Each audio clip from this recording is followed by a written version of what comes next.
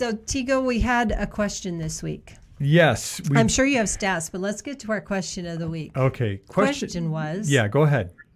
You go. Go ahead. Inspections. Yeah. If you're a home buyer, what's the deal with inspections? What can I do? What can't I do?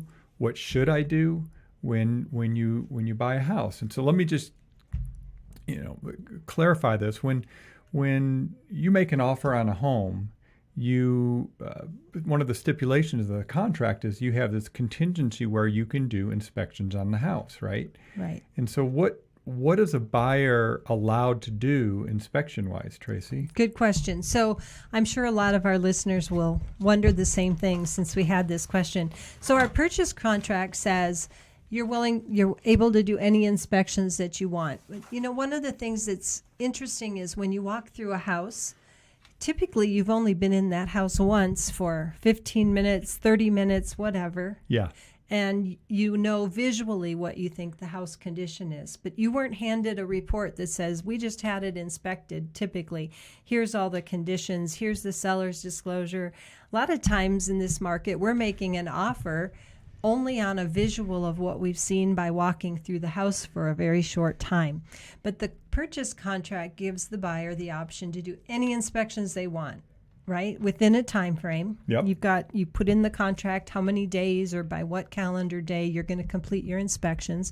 And then the contract says you have the opportunity to request repairs, which is a second negotiation, or you can say, I'm not comfortable with the condition of the home. I'm not moving forward. Yep. We're going to not go forward and buy the house. So that's like a due diligence period is another term for the same thing. Basically, it's a contingency in the contract, and it's probably the largest contingency in our purchase agreements. And we have the appraisal contingency. There's appraisal contingency. There's document inspection contingency. There's title contingency. There's more, but this is that generally it's the one where there tends to be the most unexpected. Yes. So that brought up another question we had. So I'm going to piggyback on a different question we had from a listener was, what's the difference between an appraisal inspection and our home inspections?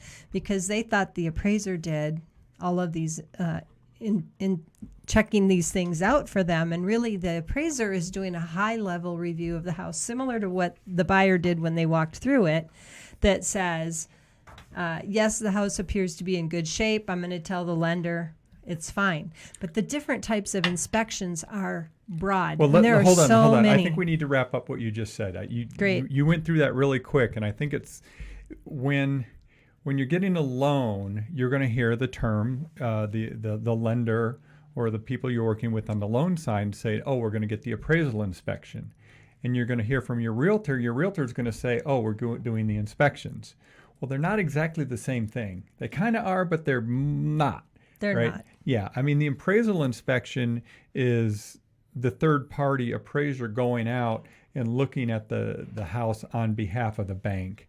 It's not a full, top-to-bottom home inspection. And so the home inspection that we talk about in the realtor world, the full home inspection, is the one where you actually get somebody out there for 2-3 hours to go through the house, top to bottom, electrical, HVAC, cabinets, doors, appliances, roof. Let me see, I got the list here. It goes on and on, right? Windows, doors, fireplace, grounds and drainage,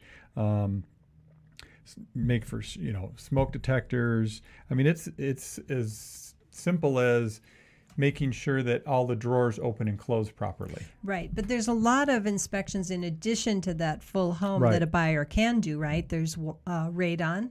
Yep. If there's a well or septic system, those types of things.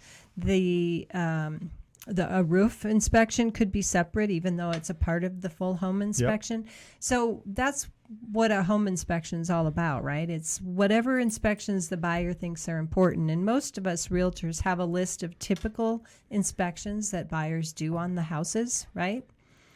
Tego's counting 10, all 11, the different 12, ones 13, on our 14, 15, sheet. 16, 17, 18, 19. We've got 19 different, types of inspections on this that's worksheet. Not all inclusive. Yeah. And, so it could be things like the duct. So if it's a house that has in-floor ducts for the heating and air conditioning, on a concrete slab, you may want to have those inspected and make sure that the integrity is there. That would be a camera inspection. That would be a scope, right? Yeah, It'd be a camera scope. You could do a scope sewer of line. a sewer line, right? Right. Yeah. So there's a lot of options. It's one of those things that you really need to talk with your realtor about. What's out there, what options, and certain properties may have certain red flags that realtors may know of that you might want to address. Right.